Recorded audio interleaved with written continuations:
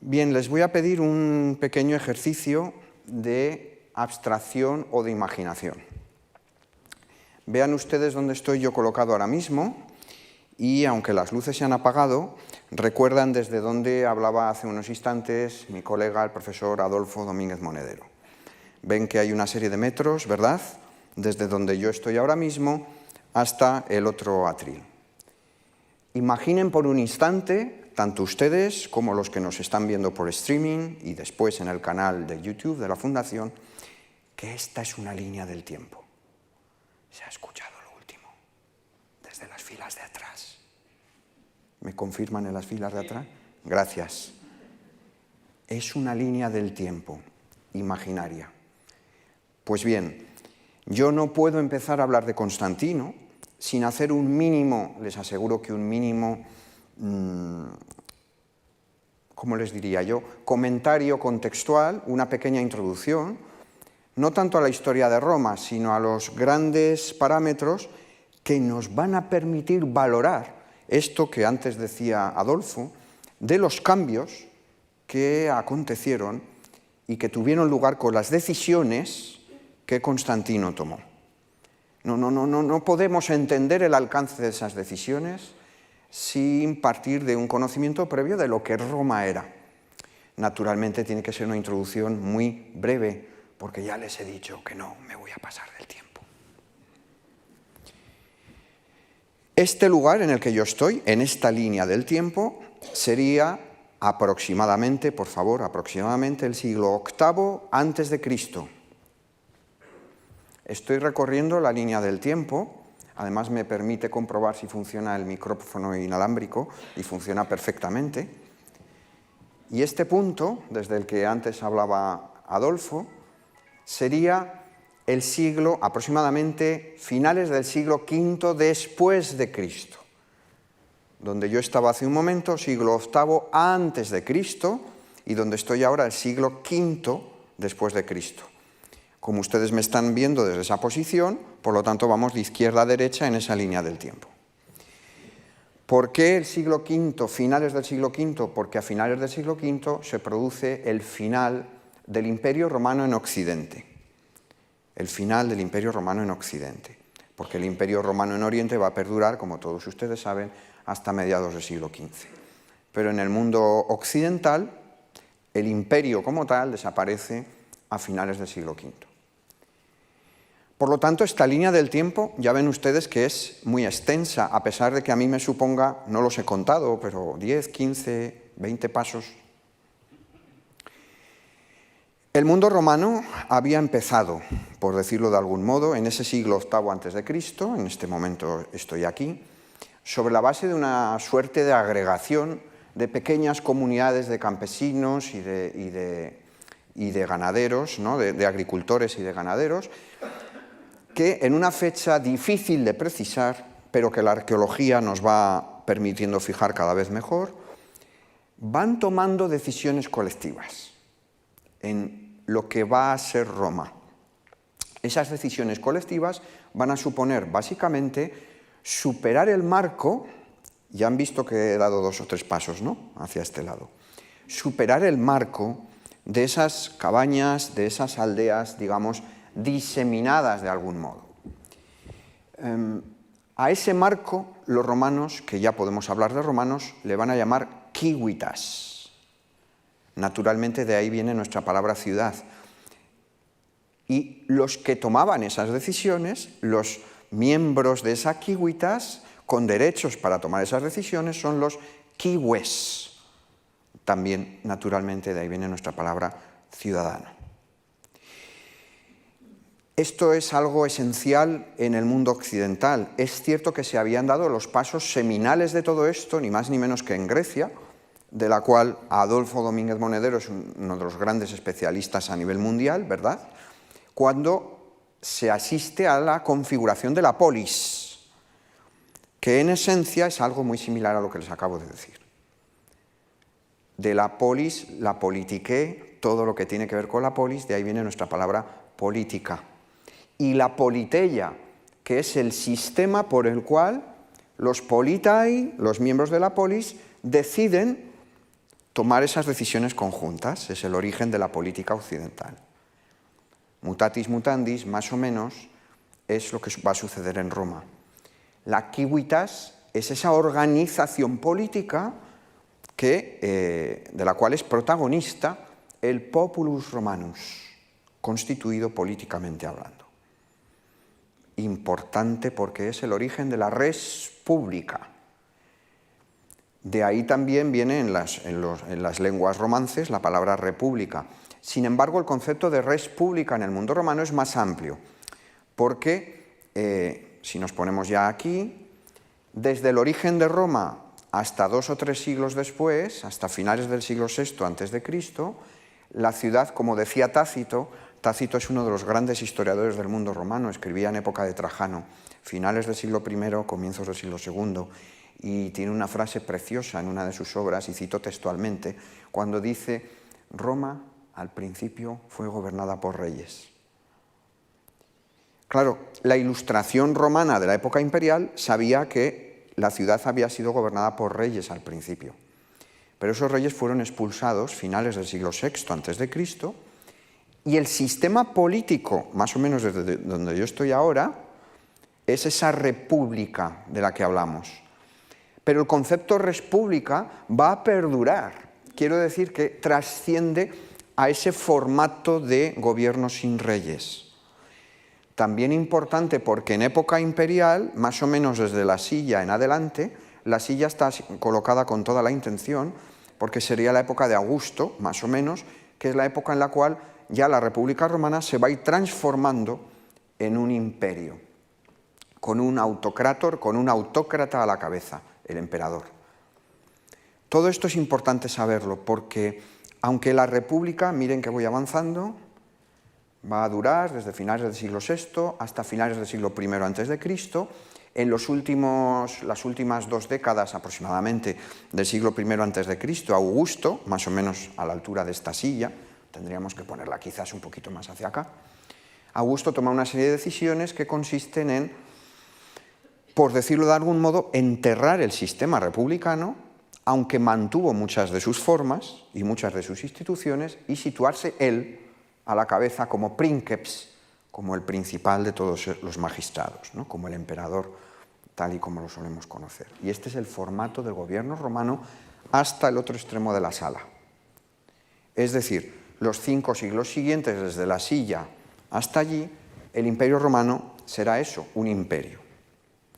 Y más o menos, por aquí, más o menos, no me sean muy puntillosos con las mediciones, ¿no? Aquí en el escenario, más o menos por aquí, está este señor, Constantino. Decía Adolfo con toda la razón en la presentación, que yo le agradezco mucho, y además de la oportunidad que me da de estar con todos ustedes, que las decisiones que tomó este señor que tenemos detrás, es uno de los bustos más conocidos, aunque no el más conocido, pero sí uno de los más conocidos del emperador, ¿no? que se conserva en los museos de Roma.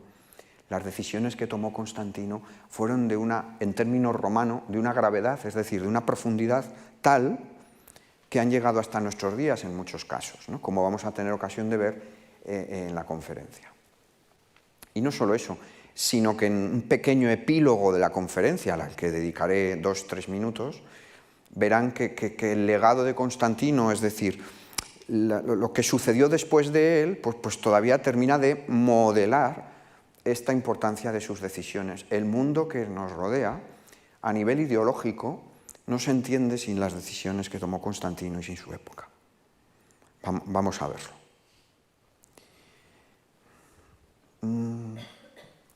Ya ven que los 2 grandes conceptos del título son Constantino y el cristianismo. Es decir, el gobierno de Constantino es un gobierno muy largo, como vamos a ver, son 3 décadas en el poder, y tiene que ver con muchas cuestiones del mundo romano, incluyendo la economía, incluyendo la administración. Fue un legislador muy intenso, emitió muchas leyes, pero naturalmente se trata de compartir con ustedes unas líneas generales de esto en concreto, sus decisiones en la materia religiosa y qué sucede con el cristianismo antes y con Constantino. ¿Por qué fue tan importante esas decisiones, ¿no?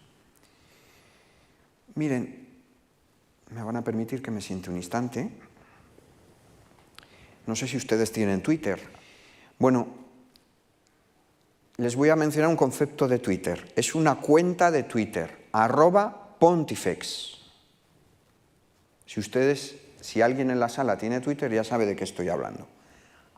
@pontifex es la cuenta oficial de Twitter del Papa de Roma. Esté quien esté. @pontifex. ¿Por qué comienzo la conferencia propiamente dicha, después de esta pequeña entrada cronológica, con esta cuestión de Twitter y de la cuenta @pontifex? Para que vean que el 5 de octubre de 2021, que es cuando estamos hablando hoy, en Twitter, la cuenta oficial del Vaticano, del obispo, del Papa de Roma, tiene un título romano, Pontifex. Porque la palabra, traducida al español pontífice, el pontificado, terminó siendo asumido por los líderes cristianos cuando era, como tantas otras cosas, un léxico propio de la religio. Esto es, de la religión romana tradicional. El Pontifex Maximus, que de ahí viene la palabra y de ahí viene el nombre de la cuenta de Twitter después de que los cristianos asumieran ese título, el Pontifex Maximus era un sacerdocio de los más importantes de la religio romana, que entre otras cosas, por ejemplo, ahora que están de moda los iPads, todos o casi todos tenemos un iPad o un móvil en el que hacemos así con el dedo, ¿verdad? Y buscamos la información. El iPad de la antigüedad romana eran las tabulae. De hecho, nosotros decimos tablet. Ya sé que es un anglicismo. Decimos tablet. Esto viene de las tabulae romanas, de las tablas romanas donde se escribía, ¿no? Es curioso. Bien. Las tabula de albatae, que quiere decir tablas blancas que han sido, tienen un tono blanquecino, eran esas tabulae en las que el Pontifex Maximus cada año iba anotando los acontecimientos más importantes. Y eso generaba un cúmulo de información, los anales. De ahí viene la palabra anales, de annus, año. Bien, ¿por qué he comenzado con esto? Para que vean, por no decirles que si salen a la calle, la primera iglesia que se encuentren, ¿no? La importancia de las decisiones de las que vamos a hablar esta tarde. Muchas de ellas hoy vigentes, como esto que les cuento, que es un detalle que parece menor, de la cuenta oficial de Twitter del Papa de Roma. En esa línea del tiempo, más o menos, si ponemos la silla hacia aquí, realmente habría que ponerla más hacia mi izquierda, pero por no desvirtuar un poco el centro de la sala, se sitúa el final de lo que nosotros en Historia de Roma llamamos el Principado. Es decir, aquel sistema de Augusto que antes les he contado, más o menos funcionó sin grandes cambios durante 3 siglos.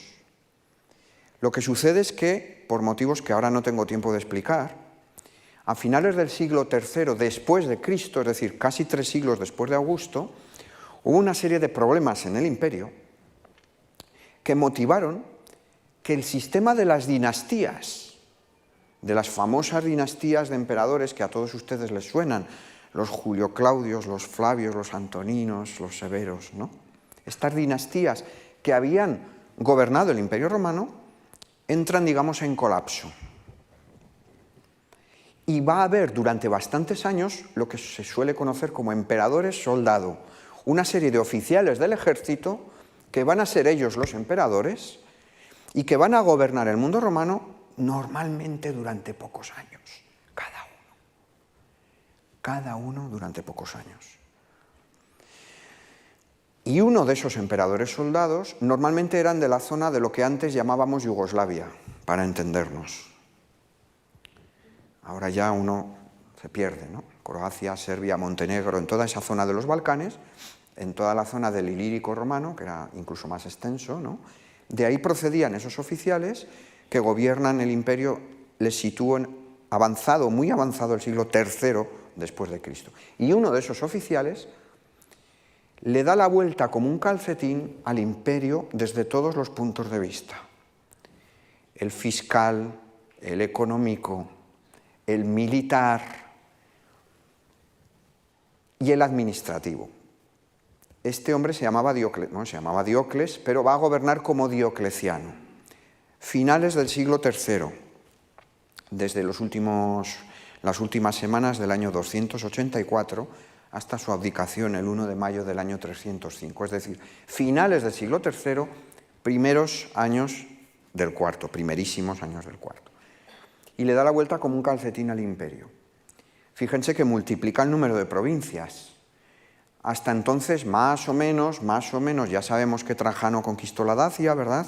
Más o menos el imperio se había mantenido entre 40 y tantas, 50, más o menos, provincias. Con Diocleciano se acercan al centenar, rondan el centenar. Es decir, que no tengo tiempo ahora de explicar las reformas de Diocleciano, pero sí quiero decirles que suponen, como digo, dar la vuelta como un calcetín al imperio. No es que ya no sea el Imperio Romano, sí, sigue siendo el Imperio Romano, por supuesto, pero el funcionamiento ha cambiado. Incluso a nivel de las ciudades ha cambiado.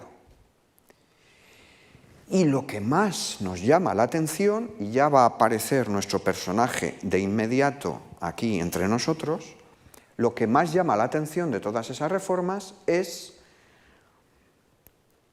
la reforma del poder imperial. Desde Augusto, los emperadores habían gobernado normalmente como un único Augusto. Es cierto que podía designar un César, es decir, un emperador también, pero que no era Caesar Augustus, sino era solamente Caesar.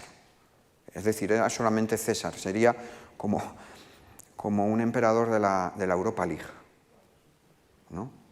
No de la Champions, sino de la Europa League, para entendernos.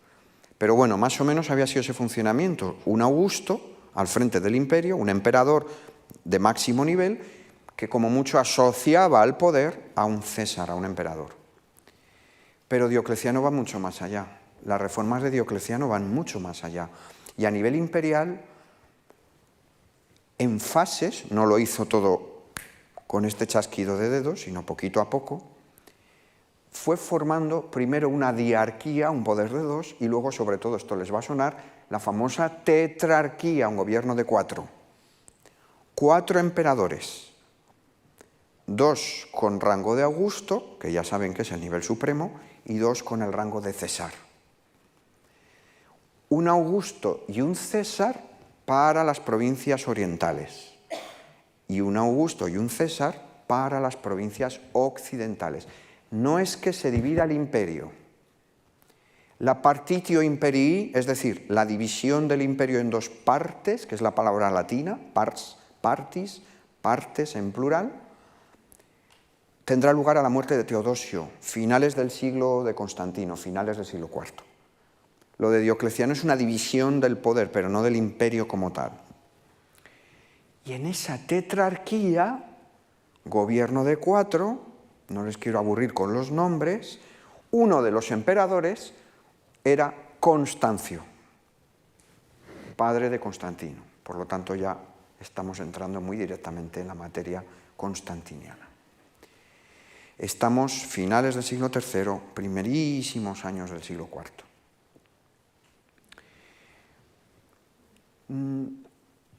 La idea de Diocleciano, que es el que inventó todo esto, era básicamente huir del sistema de las dinastías, huir del sistema según el cual usted, por ser hijo de usted, pues va a heredar el imperio. Es decir, huir del linaje, huir de la sangre como principio electivo del poder imperial.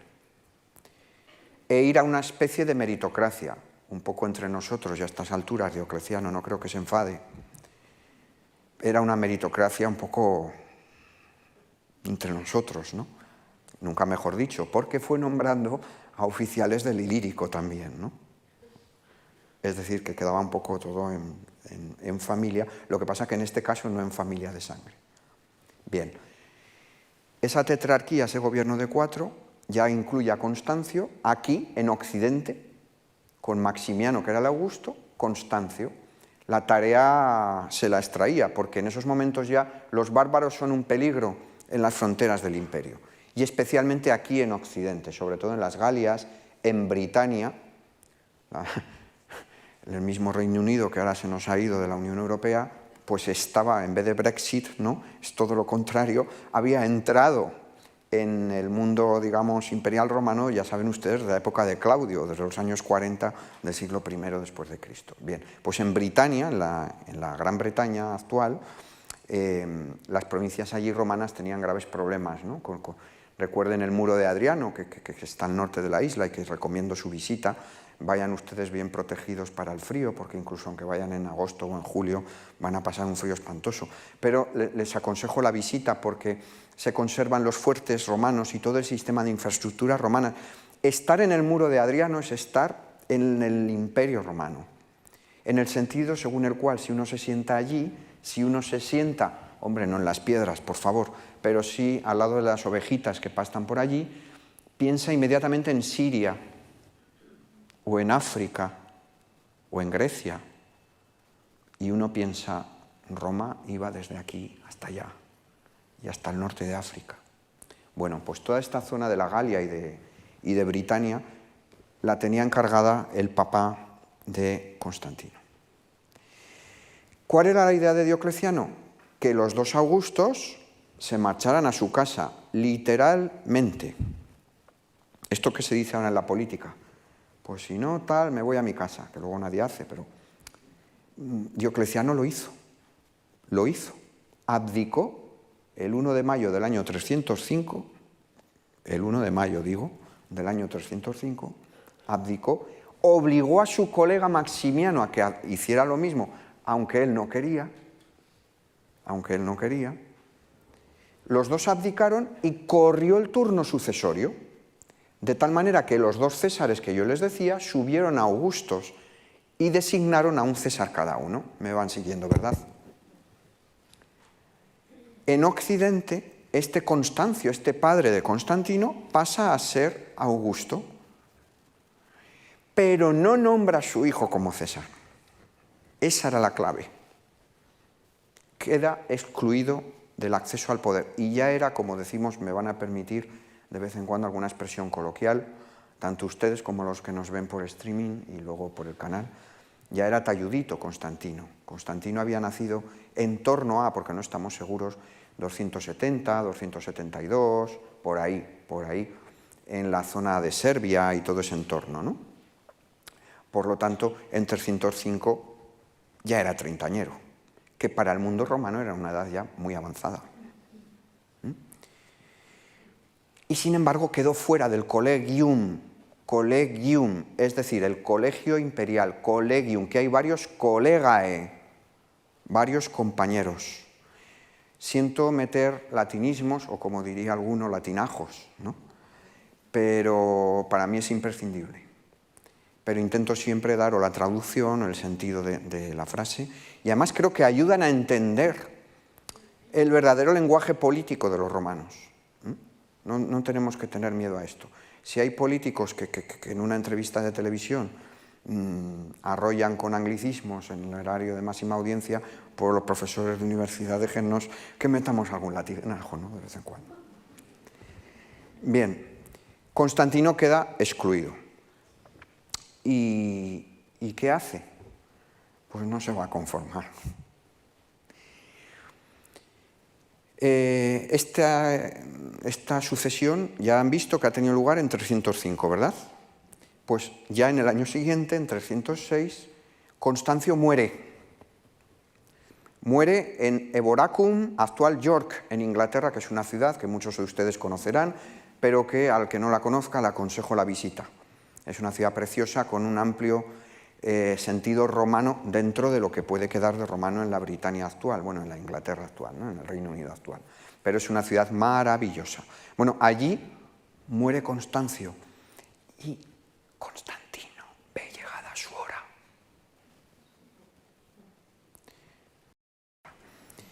...25 de julio del año 306...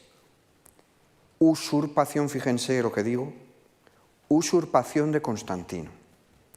Constantino es proclamado por las tropas de Britania en Eboracum, en York, ilegalmente como emperador. Dies natalis político de él, es decir, cuando fue proclamado emperador, y lo va a mantener, vamos, contra viento y marea toda su vida, a pesar de que él mismo sabía que era un acto ilegal. ¿Por qué digo que es un acto ilegal? Porque había una tetrarquía y había un sistema de gobierno que estaba funcionando. El collegium, ese colegio tetrárquico de 4, estaba funcionando. El acto de Constantino era ilegal. Lo que va a suceder es que con el paso de los años, yo creo que hay algo innegable, y es que Constantino fue un gran estratega político, pero también militar. Fue capaz de movilizar a tropas de Britania para pasar al continente, y en el continente, en la Galia, lo que hoy es Francia básicamente y parte de Bélgica, etc., asumir tropas de los bárbaros, que ya he dicho que eran un problema para el imperio, y él primero vence a tropas de francos, de Alamani, etc., pero se hace con muchos de esos efectivos militares para usarlos en su propio beneficio, digo en el de él.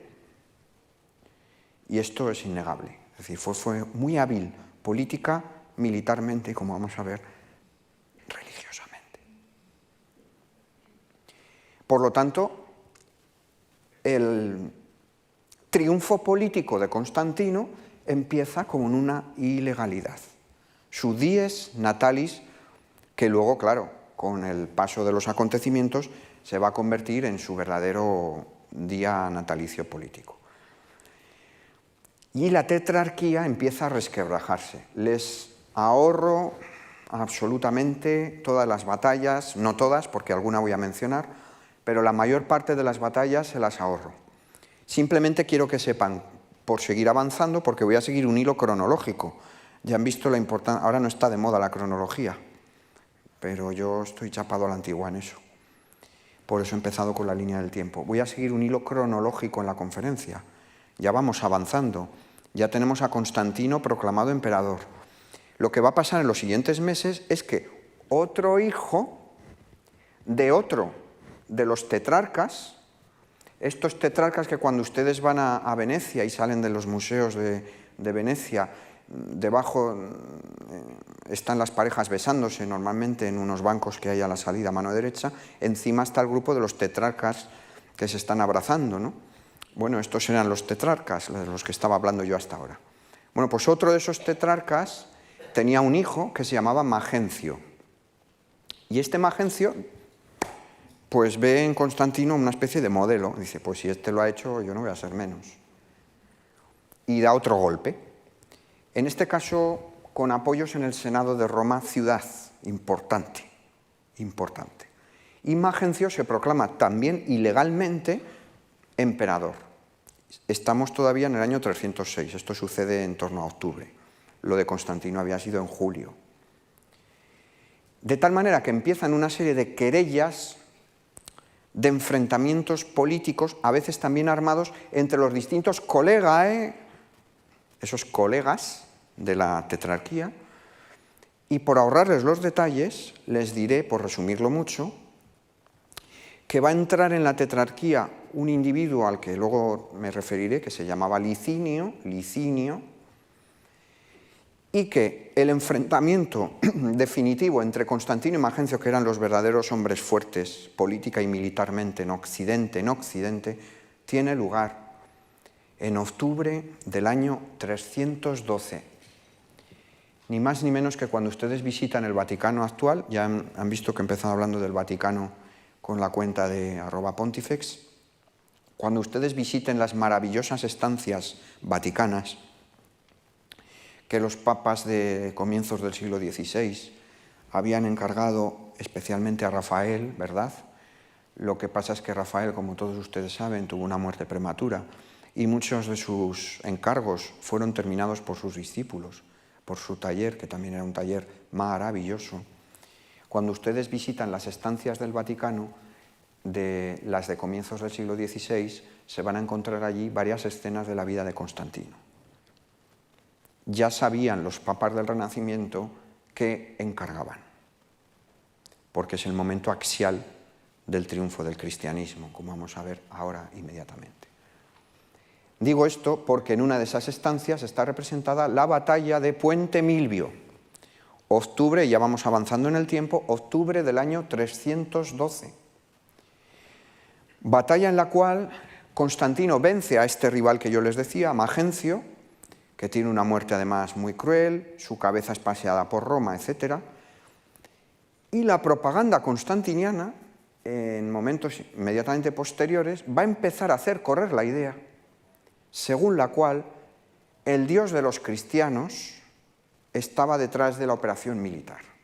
Esto es, que supuestamente, según esa propaganda, se habría aparecido a Constantino, según la versión de Lactancio en latín, en un sueño, en el que le habría conminado a incluir las dos primeras letras del nombre Christos en griego, Cristo, la Ji y la Ro, en los escudos de sus legionarios, de sus soldados. Solamente que la Ro ligeramente, el extremo superior de la Ro ligeramente es una especie de P, para entendernos, ligeramente corrido, formando el origen de lo que luego se llamará el crismón que todos ustedes conocen. La Ji y la Ro en el centro. Es decir, que en 312 ya empieza a haber alguna referencia a estas cuestiones, aunque esta propaganda es ligeramente posterior. ¿Qué sucede políticamente? Que Constantino ya es el hombre fuerte del imperio en Occidente y la tetrarquía se está hundiendo definitivamente, aunque nominalmente todavía más o menos funciona, pero se está erosionando como esos castillos de arena que hacíamos de niños en las playas. Ya ha venido la ola se llama Constantino y se ha llevado el castillo de arena, poco a poco. Todavía faltan unos años para que Constantino sea único emperador de todo el mundo romano, pero esto lo vamos a ver ahora. En este punto, creo necesario, yo creo que es el momento neurálgico de la conferencia, el núcleo de la conferencia, puesto que es la primera vez que yo menciono a la relación del cristianismo con Constantino, es necesario decir algo al respecto. Y lo primero que hay que decir, creo yo, es qué pasaba con el cristianismo. ¿Qué era el cristianismo? ¿Cómo estaba funcionando en estos momentos? ¿Qué sucedía con el cristianismo? Miren ustedes, el cristianismo no vino en un platillo volante. Es un fenómeno explicable por el historiador del mundo romano. ¿Por qué? Porque tuvo lugar en las provincias orientales del imperio, en toda la zona de Judea, Palestina, en el corredor sirio-palestino, en Siria, etc. ¿Qué quiero decir? Que tiene unas coordenadas históricas, cronológicas, geográficas, sociales, religiosas. Es un movimiento de origen judaico, pero que en un determinado momento, a mediados del siglo I, se va transformando en un movimiento helénico, helenófono. ¿Qué quiere decir? Que se entiende en griego. Y esto implica que muchos no judíos podían acceder a este mensaje. Punto número 1. Punto número 2.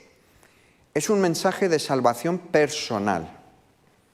Para usted, para usted, para usted. En esto se diferenciaba de algunos de los cultos tradicionales de Roma. Y se parecía un poco, además no estamos lejos de Cibeles, ¿no? Digo esto porque Cibeles es uno de estos cultos que yo les digo mistéricos, los llamamos así, cultos mistéricos, que tienen mucho éxito ahora en el ámbito religioso romano, que siempre fue muy abierto y muy aperturista en el sentido religioso, con alguna excepción. Y había cultos mistéricos que también prometían salvaciones personales. A usted, a usted, a usted. Eso sí, tenía usted que iniciarse,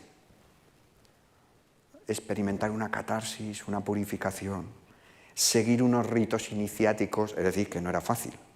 Exigía un esfuerzo, incluso a veces económico, ¿no? Cultos mistéricos. Cibeles era uno de esos cultos, ¿no? La diosa Cibeles. Bueno, y en ese magma también el avance del culto solar y del pensamiento monoteísta, incluso no en religión, sino en filosofía, que vuelve a experimentar un auge. En ese magma el cristianismo poquito a poquito se va desarrollando. Para el siglo II y desde luego a comienzos del siglo III, las comunidades cristianas están organizadas. Y este señor, yo creo, después de muchos años pensando sobre Constantino, yo creo que fue uno de los elementos esenciales que le llamaron la atención. ¿Por qué? Porque tenían lo que los propios cristianos llamaban su eclesia, del griego, de la idea de asamblea, de ahí viene la palabra iglesia. Tenían sus organizaciones con un jefe al frente. Siempre, ya en esta época, comienzos del siglo III, ya es un mundo jerárquico, con un tipo al frente, se llama episcopos, el que vigila, sería un poco la traducción, el que otea, el que está pendiente de lo que pasa. Viene del griego, del léxico griego. El episcopos, el obispo. Ya hay decenas, centenares de sedes episcopales en todo el mundo romano, cuando Constantino, digamos, ya es emperador. Entonces, el cristianismo, aunque había tenido momentos de hostilidad, por ejemplo, todos ustedes conocen el caso de Nerón. De verdad, siento no tener tiempo para hablar de esto, pero es muy interesante. Incluso en la política italiana saben que hay un chiste, ¿no?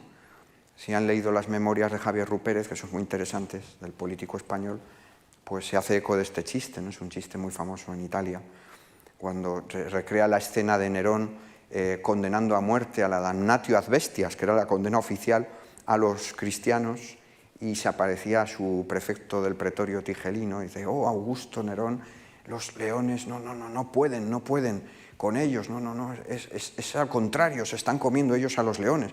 Dice: ¿pero cómo es posible? Dice: porque es que no eran cristianos, eran democristianos.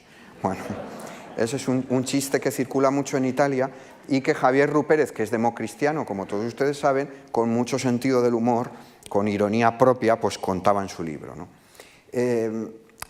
No hubo persecución como tal a los cristianos durante los 2 primeros siglos. Sí hubo ajusticiamientos, Nerón los usó de chivo expiatorio por lo del incendio de Roma del 64, etcétera, etcétera. En la época de Trajano sabemos que se está ejecutando a cristianos, pero no hay edictos oficiales de persecución. Estos primeros edictos oficiales son de poco antes de que Constantino naciera, de mediados del siglo III. Es decir, que cuando Constantino empieza a ser alguien importante y accede al poder, ya se han producido las primeras persecuciones contra los cristianos.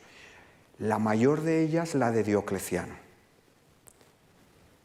la de la tetrarquía, a partir de febrero del año 303 en adelante.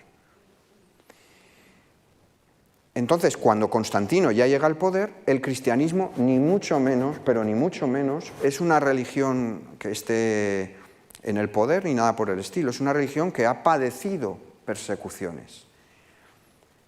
Y sin embargo, la propaganda de Constantino va a empezar a achacar esa primera gran victoria a el Dios de los cristianos, aunque lo va a hacer un poquito más tarde.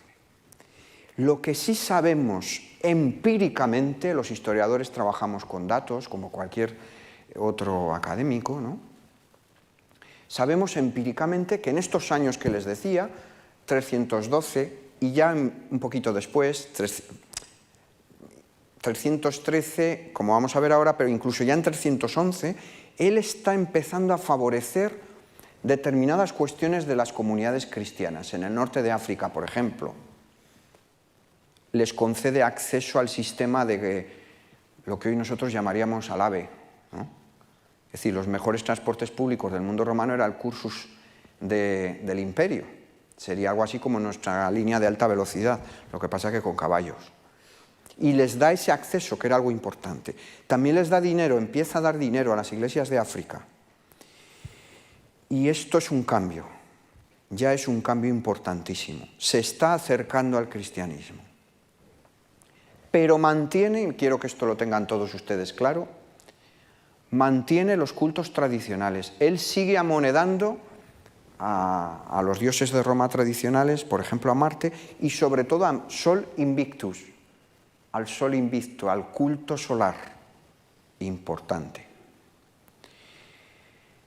Es muy conocido el mal llamado Edicto de Milán.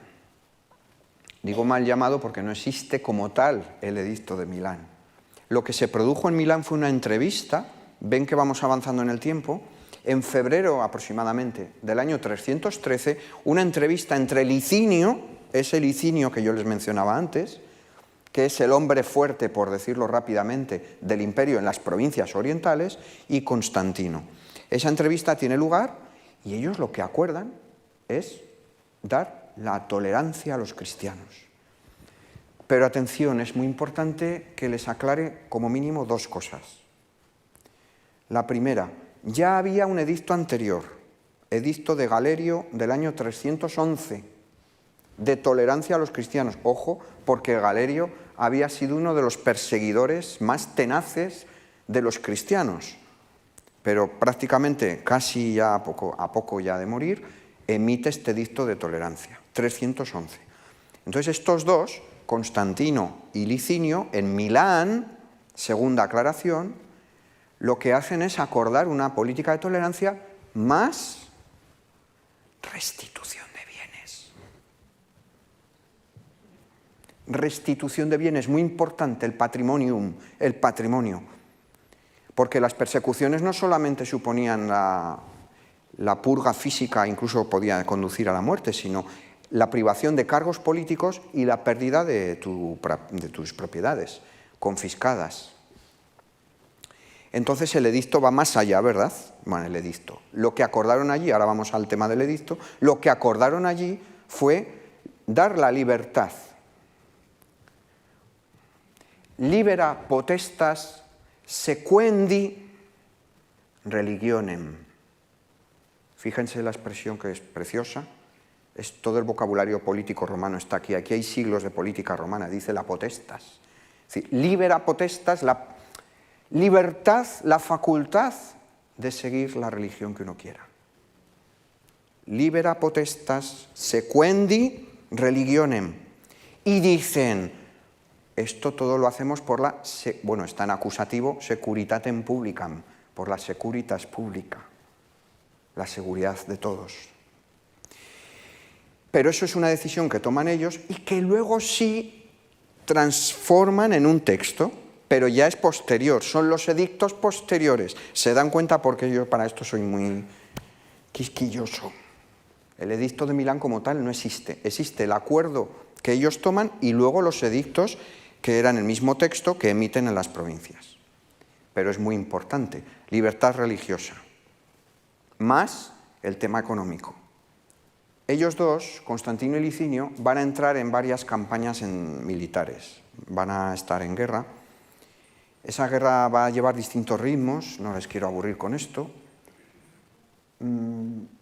pero finalmente Constantino derrota a Licinio, sonrío porque el que le saca las castañas del fuego, perdonen la expresión coloquial, es su hijo mayor, Crispo. Retengan este nombre y luego entenderán por qué he sonreído. Bueno, era una sonrisa un poco maliciosa, reconozco, pero ahora verán por qué.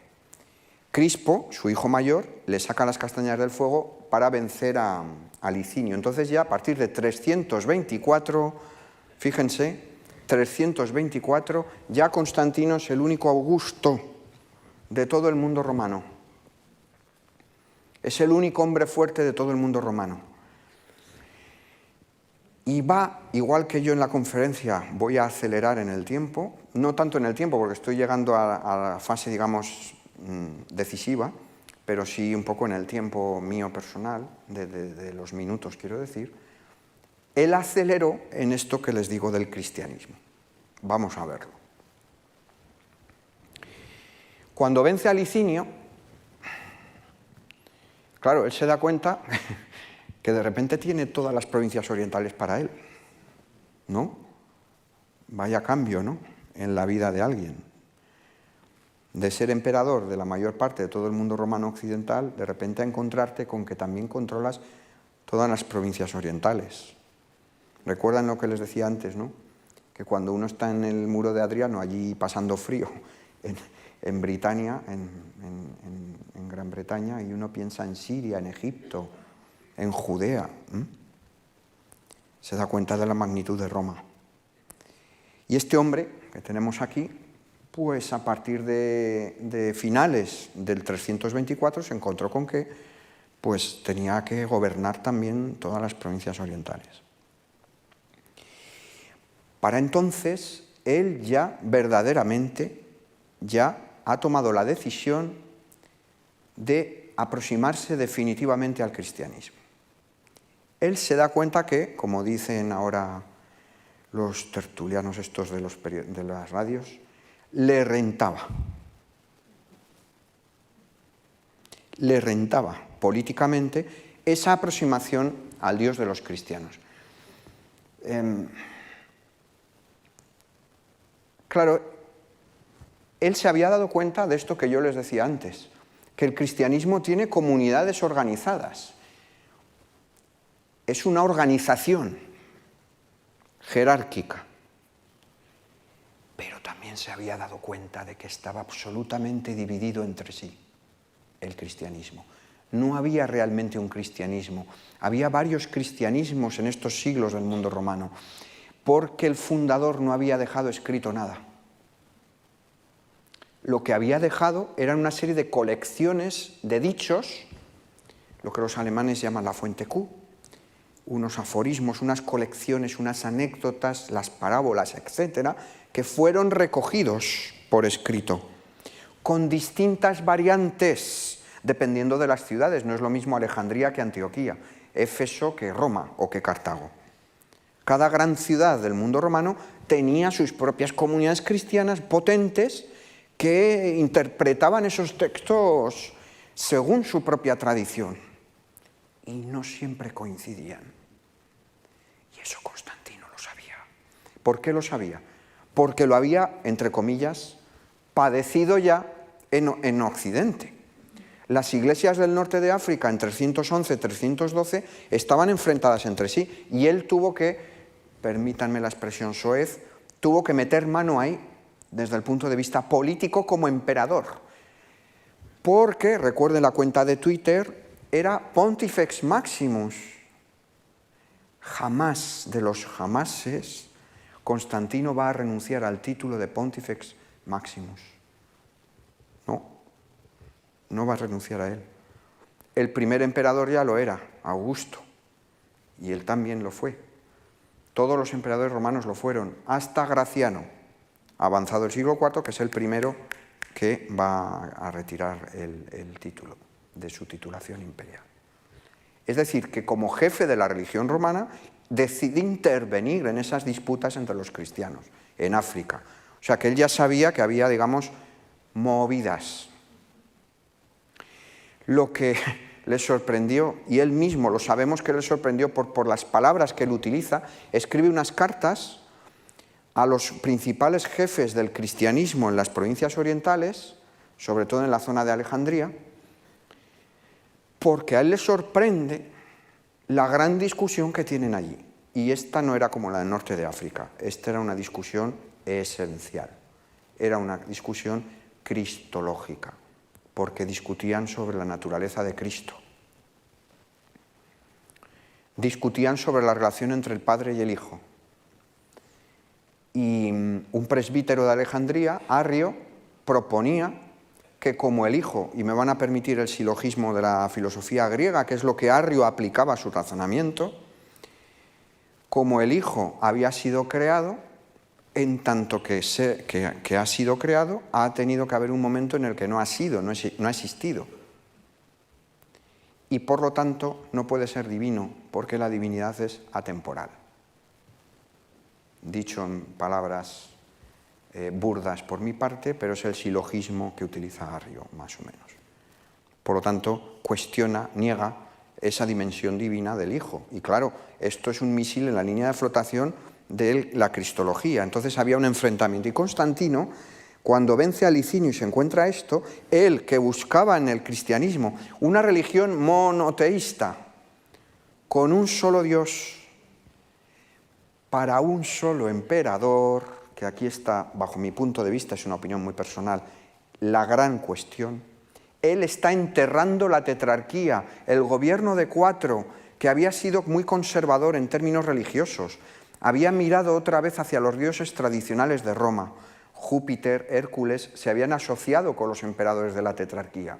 Han perseguido duramente a los cristianos. Y Constantino está enterrando el sistema de 4 porque quiere uno solo, él. Y formar su dinastía con sus hijos.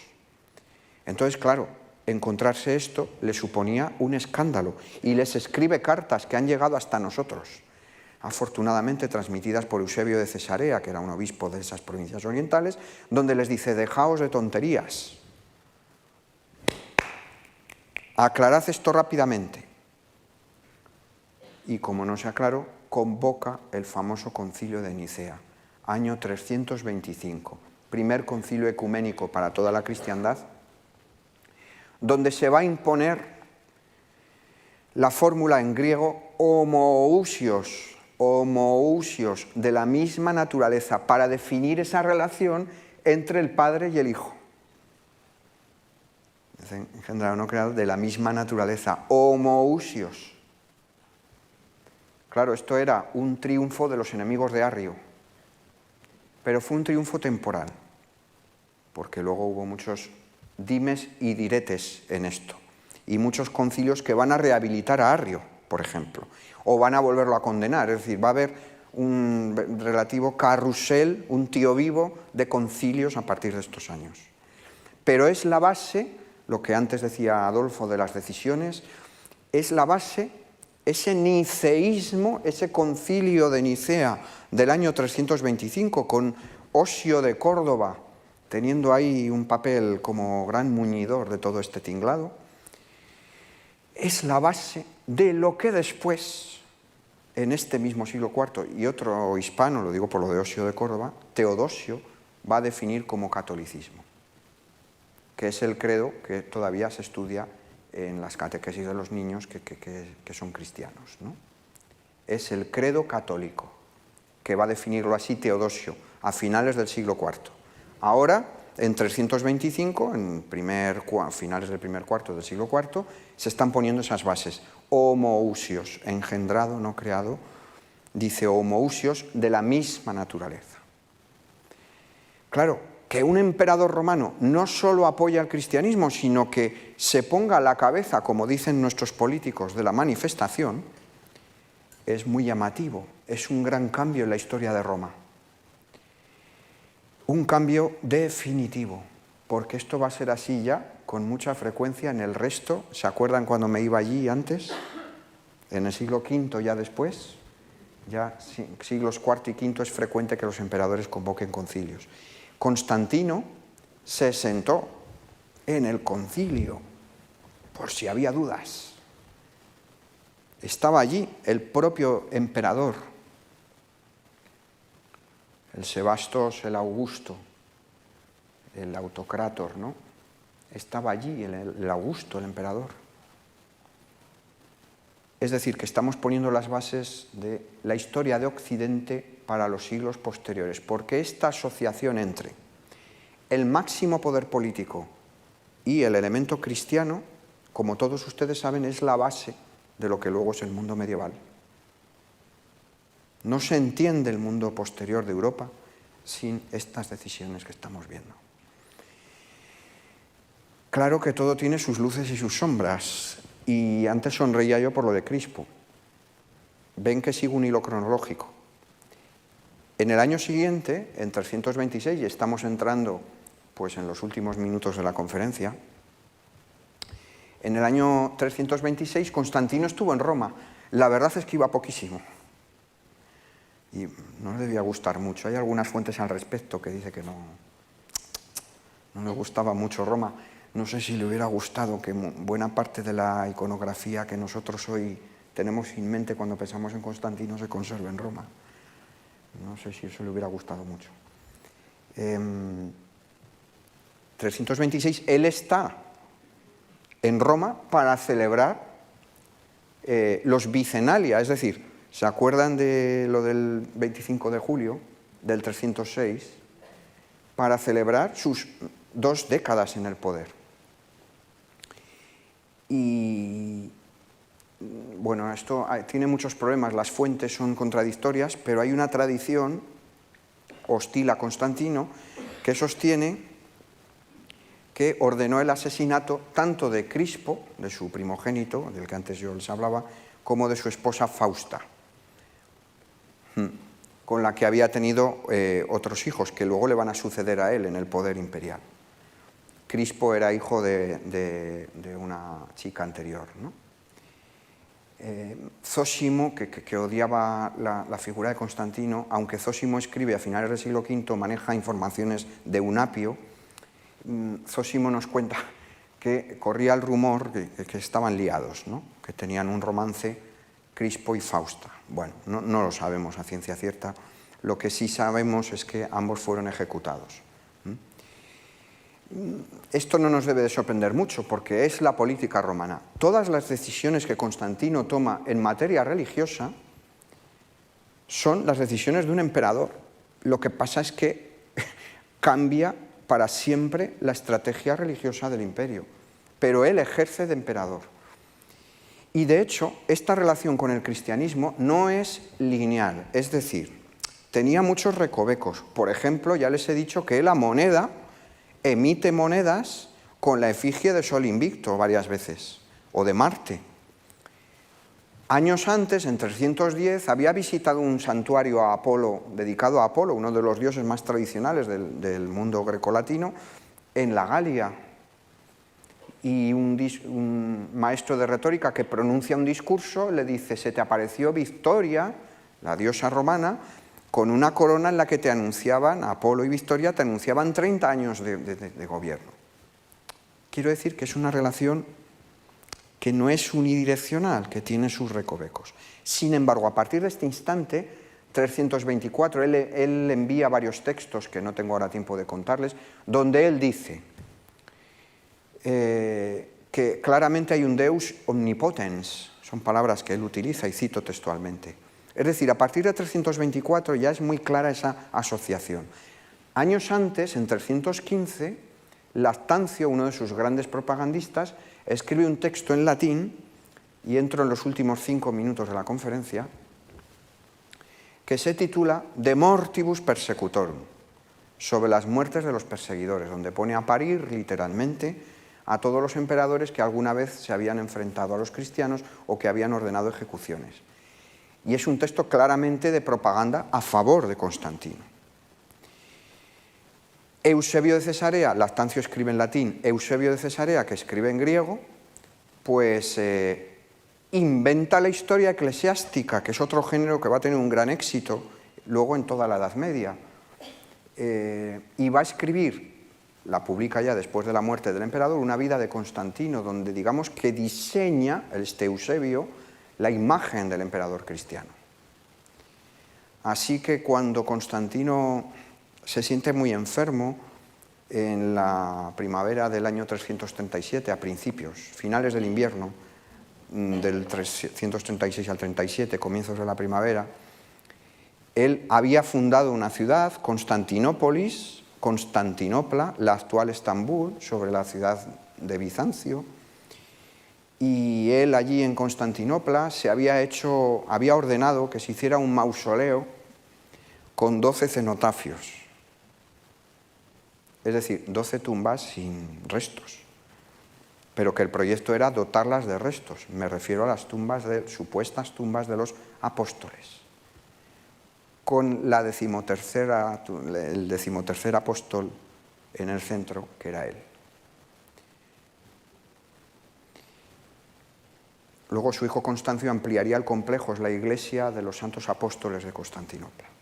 Constantino se siente enfermo en esos momentos, principios de la primavera del 337, acude a una zona de baños, va a varios lugares, a Drepanum, etc.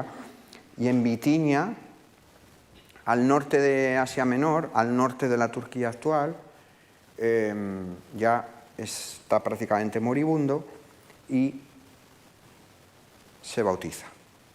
Esto no nos debe llamar la atención. En la antigüedad romana era habitual lo del bautismo en una edad muy avanzada porque se entendía que así a uno le daba menos tiempo a pecar mortalmente. Era habitual. es bautizado nada más y nada menos que por Eusebio de Nicomedia, el otro Eusebio, no el de Cesarea, sino el de Nicomedia, que era uno de los jefes del bando arriano. Por eso digo que su política religiosa fluctuaba en ese sentido, ¿no? Y falleció el día de Pentecostés, el 22 de mayo del año 337 después de Cristo. Les he dicho que iba a hacer un epílogo en 2-3 minutos. Explicar Constantino en una hora, pues es posible porque lo hemos intentado hacer, ¿no? Pero alberga el riesgo de que siempre quedan muchos hilos sueltos. Pero el principal de esos hilos sueltos, ese epílogo, es que si nos acercamos hacia este lado de esa línea del tiempo que yo les proponía al principio de la conferencia, las decisiones que tomó fueron la base no solo de lo que va a restar de Imperio Romano en Occidente, sino de todo el mundo occidental posterior. Claro que Teodosio, el hispano Teodosio, a finales del siglo IV, como les he anunciado antes, esta variante del cristianismo, este niceísmo que viene de Nicea, de 325, la convierte en catolicismo y en la religión oficial del mundo romano. Pero eso lo hará Teodosio, finales del siglo IV. Y todo lo que quede fuera de eso va a ser considerado, ya se entendía así de antes, herejía. Es decir, del griego aeresis, la idea de la desviación, herejía, aeretiki, los herejes. Decía Adolfo lo de mi última novela, pues precisamente el libro de los crímenes, mi última novela, trata sobre eso, sobre un mundo en el cual la herejía está funcionando al margen de un poder, digamos, oficial, ¿no? Y cómo eso fue desapareciendo progresivamente. Pero claro, toda esa Europa posterior, que luego desemboca en las persecuciones religiosas del mundo medieval, etc., no se entiende sin las decisiones de Constantino. Y acabo con una última idea visual, por más que con toda la intención he optado por no poner ni una sola imagen en la conferencia. Empezaba yo con la cuenta de @pontifex en Twitter. Por cierto, la mía es @biclarense, con B, biclarense. Pues bien, la cuenta @pontifex es la cuenta del obispo de Roma, del Papa de Roma. Las primeras grandes iglesias en Roma, incluyendo la del Vaticano, las ordenó hacer este señor. Basílica de San Pedro, también en San Pablo Extramuros, y, entre otras, y numerosas iglesias en Tierra Santa, con su madre Helena también como una especie de coordinadora de algunas de esas labores, digamos, evergéticas de construcción, en este caso de iglesia. Es decir, que también en el terreno de la imagen, en el terreno de los edificios, Constantino entendió la importancia de dotar al cristianismo de toda la protección del poder imperial, incluso a nivel de la imagen que supone la transformación del concepto de basílica, que era un edificio de juicios, del concepto de la basileia griega, que tiene que ver con la realeza, pero también con el poder, en una basílica cristiana. Así que sus decisiones, no hace falta insistir en la importancia que han tenido a nivel posterior, y la caída del Imperio Romano, que es un poco a lo que yo también me dedico, la caída del Imperio Romano supuso el final de Roma como imperio, pues 1 siglo y medio después de Constantino, no llega a 1 siglo y medio después de Constantino, después de la muerte de Constantino, y sin embargo sus decisiones siguieron en vigor. Pero la caída del Imperio Romano es otra historia que ojalá podamos compartir otro día. Muchas gracias.